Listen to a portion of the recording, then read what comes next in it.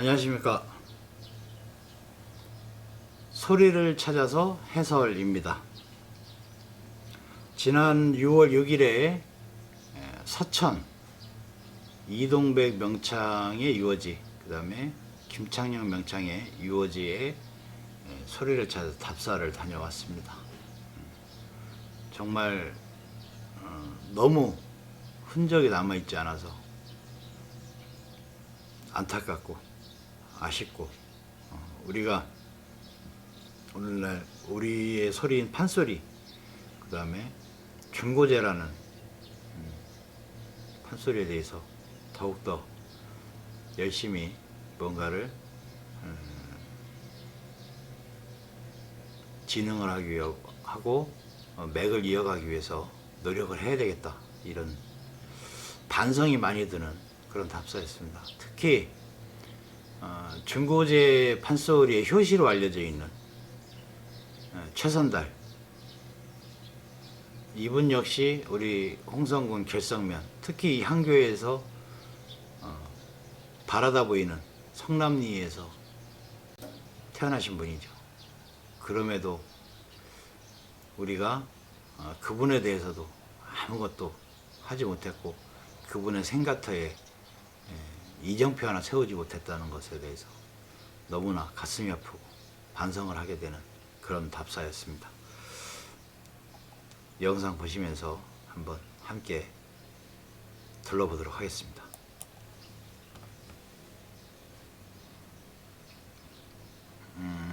이동백 명창이 득음을 했다는 희리산입니다. 요쯤 되는 곳에 득음터가 있고요. 그 산줄기 아래로 쭉 내려오시면, 지금 영상을 따라서 이렇게 내려가시면 이동백 명창의 생가지, 생가터가 있습니다. 예. 서천군 종천면입니다. 이거는 서천군 종천면 도만리, 도만리에 소재한 이동백 명창의 생가, 지금 여기 보이시는 이 집터, 여기가 생가터입니다. 이 집이 생가가 아니고요, 생가가 있던 생가터입니다. 이거 터. 그 후에 지어진 집입니다. 여기는 이동백 명창에 대해서 이야기를 하려고 그러면 우리가 일단 근세 오명창에 대해서 알아야 돼요. 근세 오명창은 1800년대 중후반에서 1900년대 초반을 풍미한 명창들을 이야기를 합니다. 딱 5명으로 정해진 건 아니고요. 보통 김창환, 송만갑, 정정열, 이동백, 김창용 등을 대표적으로 오명창으로 이야기를 하고요. 뭐 박기용, 김채만, 유공열, 전도선, 유성준, 이선유 등이 포함되기도 합니다. 이동백 명창은 일제강점기 원각사, 연흥사, 광모대 등에서 활동한 판소리 명창입니다. 1866년에 태어나서 고종 3년에 태어나서 1949년에 돌아가셨고요. 본명은 이종기, 아명은 동백입니다.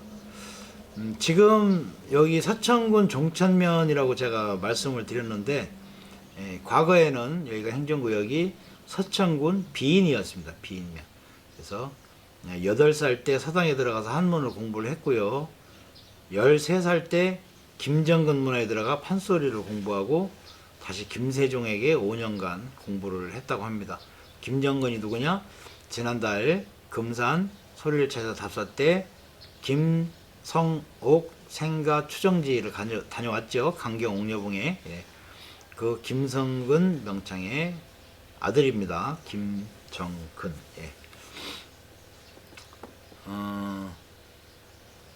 20살 전후해서 도만리 희리산에 이제 용고에서 2년간 독공을 했고요. 아까 독공터라고 제가 집어드렸죠. 산에서 희리산에. 다시 이제 진주 이곡사에 들어가서 3년간 공부를 했다고 합니다. 절에서 나오자마자 창원보사의 부름을 받고 세타령을 불러서 이름을 떨쳤다고 하고요. 36세 이후에 경상남도 창원에서 사는 동안 명창으로 차츰 알려지게 됐다고 합니다. 46세 때 서울로 올라가서 김창완, 송만갑과 함께 원각사에서 창극을 공연했고요. 원각사가 해산된 뒤 연흥사, 광무대 등에서 송만갑과 함께 창극과 판소리를 공연을 했다고 합니다. 1934년 송만갑, 정정열 등과 함께 조선성악연구회를 조직하기로 했고요. 판소리 교육에 힘쓰는 한편 창극 정립에도 노력을 했다고 합니다. 1939년 부민관에서 은퇴 공연을 하고 이때 은퇴 공연 때 열화와 같은 요청으로 2달 동안이나 전국과 만주, 연해주일 때까지 순회 공연을 할 정도로 대단한 인물이었다고 합니다. 지금 보이는 이게 희리산이고요.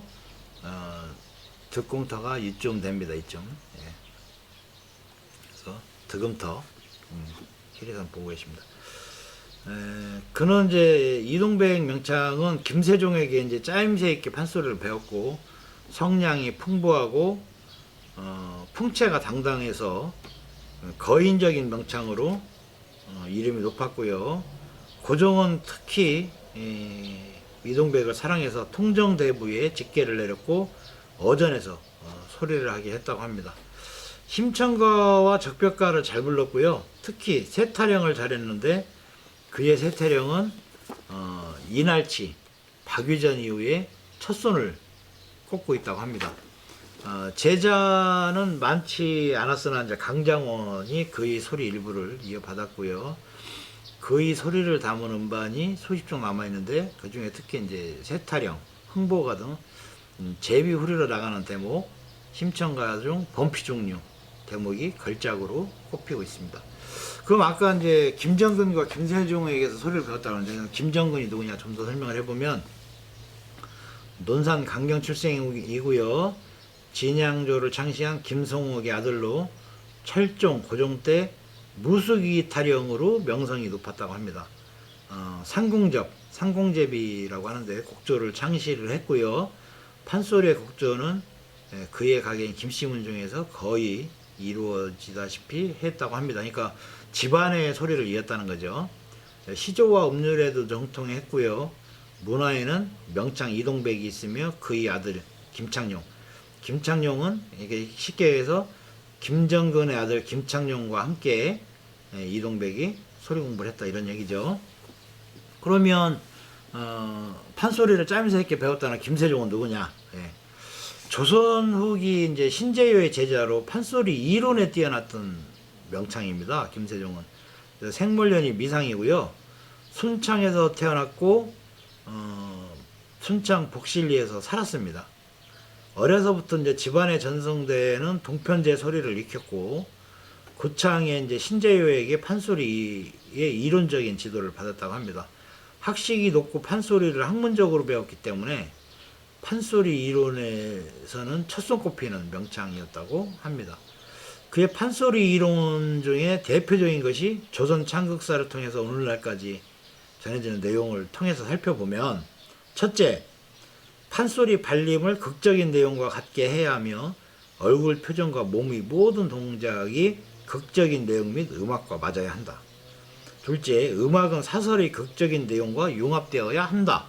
셋째, 한가한 장면에서는 느린 장단을 쓰고 긴박한 장면에서는 빠른 장단을 쓰며 슬픈 장면에서는 계면조를 쓰고 웅장한 장면에서는 우조를 써서 조와 장단이 판소리 사설의 극적인 내용과 융합되어 구성되어야 할 뿐만 아니라 가사의 뜻에 따라 선율 또한 일치되어야 한다. 넷째, 어단성장이라 하여 가사는 짧게 붙이고 소리는 길게 부른다. 이런 판소리 이론이 오늘날 판소리 일반적 이론을 받아들여지고 있고요. 그의 춘향가는 김찬업, 정응민을 통해 정권진에게 이어지고 있다고 합니다. 특히 춘향가를 잘 불렀고 춘향가 중 천자풀이는 그 당시 누구도 따를 수가 없었다고 하네요. 그의 이론은 송만갑, 전도성에 의해 방창되어 오늘에 전해지고 이 밖에도 그의 지도를 받은 명창으로는 장자백, 유성준, 이동백, 이선유 등이 있다고 합니다. 그러면 이 소리를 찾아서 오늘 해설은 계속 인물이 꼬리를 물어요. 그러면 김창완은 누구냐? 김창완. 고종, 순종 때 판소리 명창이고요. 창극의 개척자라고 평가가 되고 있습니다. 나주 출생이고요. 아까 말씀드린 근대 오명창의 한 사람이고, 이날치의 직계제자로 서편제 법통을 이어받았으며 정창업에게 서편제 판소리를 사사하고 판소리 명창이 되었다고 합니다. 판소리에서 흥부가 이 제비도정기를 작곡을 했고요. 고종 때 어전에서 소리를 했고 순종의 총애를 받아서 의관직을 제수받았다고 합니다. 원각사 시절에 주석이 돼서 창국운동의 선구가 되었고 풍신이 좋고 너름새가 출중해서 관중의 인기를 독차지했다고 하네요. 그 다음에 오명창 중에 송만갑은 누구냐? 역시 같이 이제 이동백, 김창완과 함께 조선 성악연구회를 조직을 해서 제자 양성에 힘쓴 판소리 명창이고요. 이분은 구례 출신입니다. 구례 봉봉리에서 태어났고요. 손조 때 가왕으로 칭호를 받던 송옥록의 종손입니다. 종손.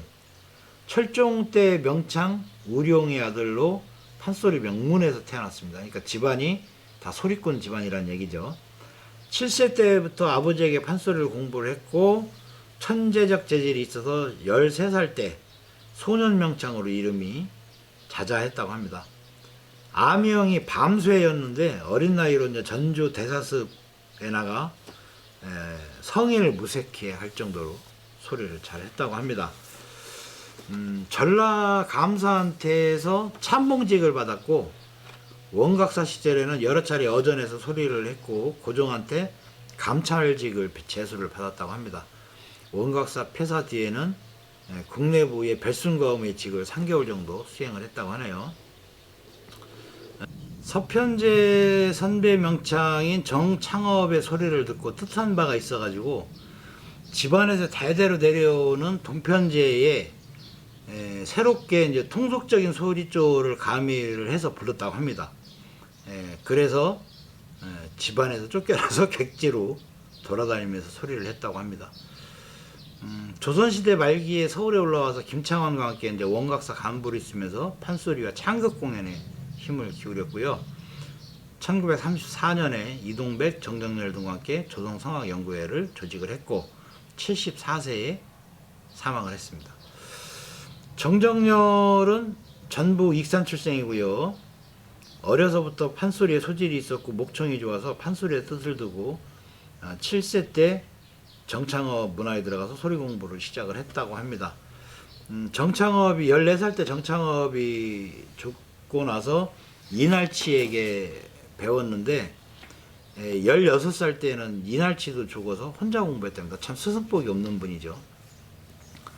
익산 신곡사, 충남 홍산 무량사, 공주 갑사 이런 데를 돌아다니면서 40살 전후까지 판소리를 공부를 했고요. 한때 마산에서 몇 해 동안 판소리를 지도를 하기도 했다고 합니다. 50세에 서울에 올라와서 소리선생으로 활약을 했고 고종으로부터 참봉벼슬을 제수를 받았습니다. 춘향가를 연마를 했고요. 춘향가를 새로 짜서 정교한 음악적 특징을 가지도록 했고 이 춘향가가 많은 제자들에게 가르치게 되는 계기가 됐다고 합니다. 앞서 말씀드린 이제 송만갑, 이동백, 김창룡 등과 함께 조선성악연구회를 조직을 했고 판소리 공연에 교육과 공연에 힘썼습니다. 선천적으로 목이 이제 탁하고 성량이 부족해서 여러 번 좌절도 했었고요. 50세까지 포기하지 않고 끈질기게 수련을 해서 명창이 된 것으로 알려져 있습니다.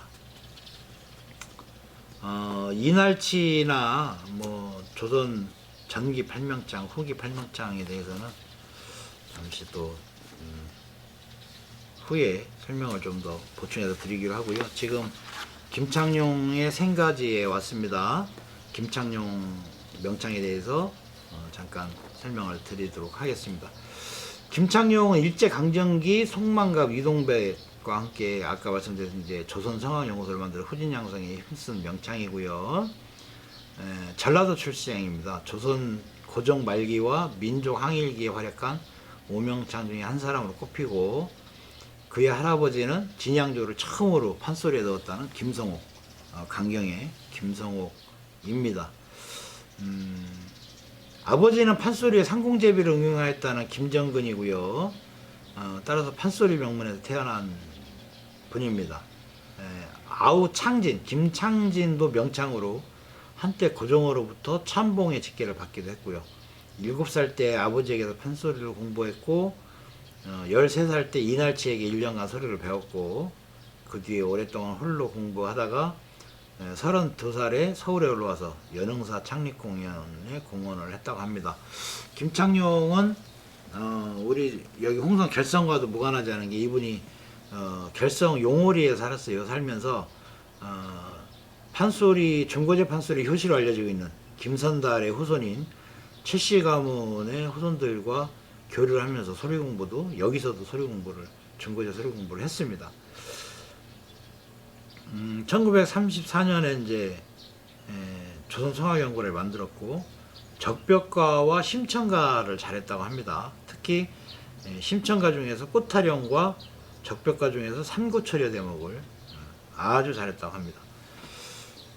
원래 그 집안이 이제 경기도와 충청 지역에서 전승되는 중고제 소리를 이어오고 있었는데, 김창룡도 그 중고제 소리를 정통으로 이어졌고, 근데 이제 아쉽게도 중고제 전승이 끊어져서 음반만 남았었죠. 그래서 전승이 끊어진 중고제 판소리 연구에서 매우 귀중한 음반이 되고 있습니다. 그래서 우리가 함께 답사를 한 박성환 명창이 우리가 지금 이 시대 중고제 소리에서 귀하게 여기는 부분이, 그 끊어져 가는 맥을 겨우 이은 분이라서 우리가 또 박성환 명창을 새롭게 평가를 해야 되는 이유이기도 합니다. 그럼 이제 이날치에 대해서, 이날치라는 이름이 자꾸 나오는데 좀 알아보면, 이날치는 조선 후기 팔명창입니다.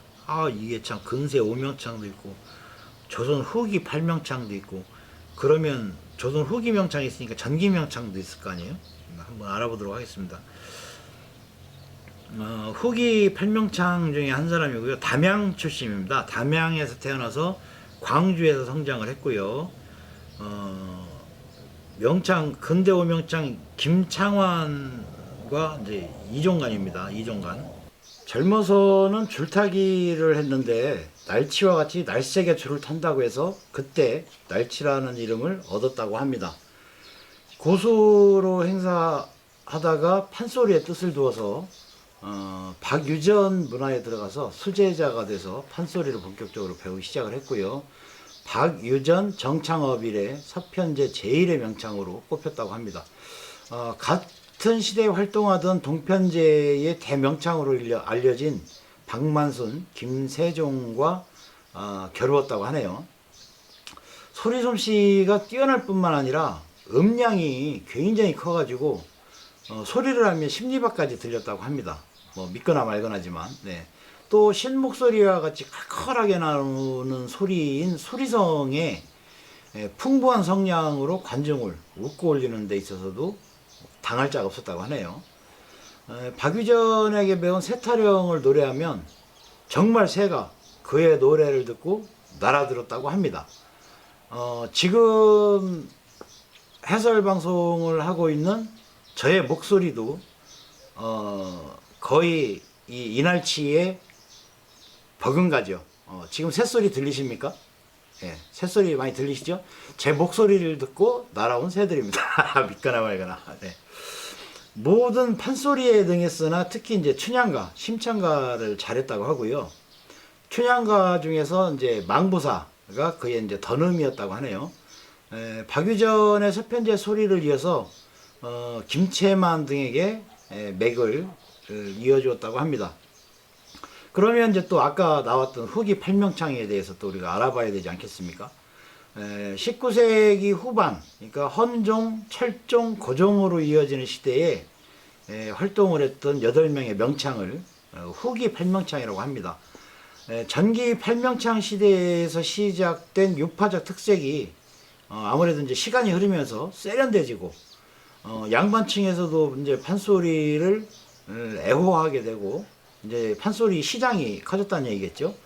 대원군과 고종이 명창들에게 이제 벼슬을 내리고 이래서 그야말로 이제 전성기를 구가하게 되었다고 합니다. 이때부터 일반적으로 이제 그 후기 팔명창으로는 박만순, 이날치, 송우룡, 김세종, 장자백, 정창업, 정춘풍 7명하고 여기에다가 김찬업, 김정근, 한송학 중에 한 명을 꼽아서 팔명창으로 이야기를 한다고 합니다.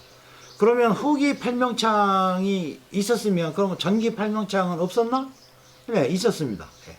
전기 팔명창은 19세기 전기 순조 때 1801년에서 대략 한 1834년 짧죠 기간이 무려 판소리의 기틀이 확립이 되고 동편제, 서편제, 중고제 등 다양한 유파로 발전을 했다고 합니다. 서울과 경기 양반들과 궁중에서도 판소리가 불려진 판소리 전성기라고 꼽고요. 여기 팔명창에 해당하는 인물은 권삼득, 송홍록, 모흥갑, 염계달, 고수관, 신만엽, 김재철 요 7명의 박유전, 주덕기, 황해천 중에서 한 명을 꼽아서 전기 팔명창으로 이야기를 한다고 합니다. 근데 이제 안타까운 것은 전기 팔명창의 스승에 대한 기록이 남아있지 않다 그러네요. 그래서 그 이전의 역사를 알아보기가 좀 힘들다고 합니다. 그래서 그 판소리가 전기 팔명창 시대부터 시작을 해서 후기 팔명창, 그 다음에 근세 오명창, 근세 오명창은 일제강점기에서부터 시작을 해서 뭐 해방 직후 이 정도 시기까지 판소리가 흥행을 했던 시기. 그러면 뭐 대충 전기가 1801년이라고 그랬으니까 1800년대경부터 시작을 해서 일제강점기 뭐 1945년 50년대 이 정도까지 판소리가 우리 음악으로서 당당히 자리를 잡고 불려지고 사랑을 받았던 시기라고 보면 될 것 같습니다. 시대가 좀 애석하게 좀 짧죠. 왜냐하면 그 위에 기록이 거의 남아있지 않으니까. 다행히도 여기 결성 성남리에서 태어난 최선달이라는 분이 판소리의 효시로 일컬어지고 있으니까 시대는 쭉 올라가겠죠. 판소리의 시대는 역사는 쭉 올라가는데 대신 이제 기록이 많지 않다. 그 이전은. 그래서 안타까움이 있습니다. 어찌 됐든 우리 음악 하면 국악, 이 국악이라는 말도 사실 부끄러운 거죠. 왜 우리가 국악이라는 말을 씁니까? 음악 하면 그냥 우리 음악이죠. 그래서 앞으로 이 방송을 보시는 많은 분들께서 우리 음악을 사랑해 주시고 또 공연 현장에서 맨 그 뭐 뽕짝 BTS 요즘 국내에 BTS 출연하는 행사 없죠? 네, 뭐 이런 가수들을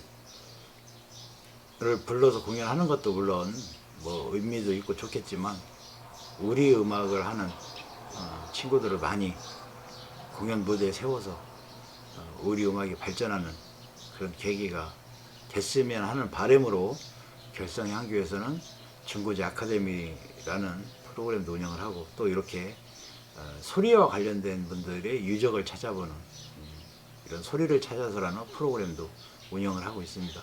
2022년은 중고제 판소리와 관련된 인물 또 관련된 유적을 찾아서 답사하는 것으로 주제를 삼고 있습니다. 그래서 여러분들의 많은 시청과 관심과 사랑을 부탁드리겠습니다. 오늘 소리를 찾아서 해설은 여기서 마치도록 하겠습니다. 시청해 주셔서 감사합니다.